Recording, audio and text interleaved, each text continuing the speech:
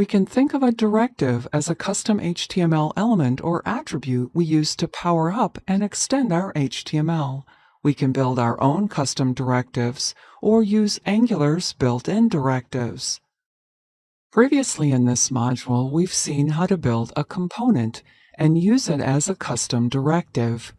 We used the PM Products directive to display our product list template. In addition to building our own custom directives, we can use Angular's built-in directives. The built-in Angular directives we'll look at are structural directives.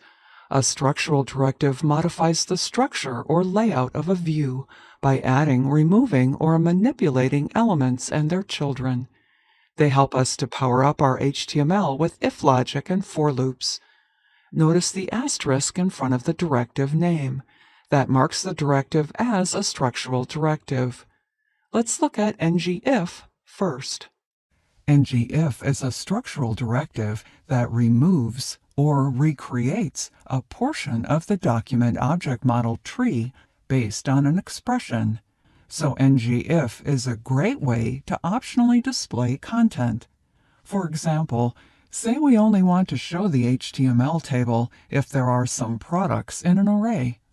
We use ngIf on the table element and set it to products.length.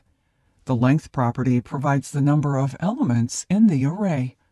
If the products array contains some products, the table is displayed. If the products array is empty, the table element and all of its children, including the column headers, are removed from the DOM and don't appear in the UI. But wait, how is the Angular compiler going to find this ngIf directive? Looking back at the illustration of our app module, we see that it imports browser module. Luckily for us, browser module exposes the ngIf and ngFor directives, so any component declared by the app module can use the ngIf or ngFor directives. With that settled, let's try out the ngIf directive. We are back in the sample application looking at the product list component and its template. We only want to display this table of products if there are some products to display. So the first thing we need is a property to hold the list of products.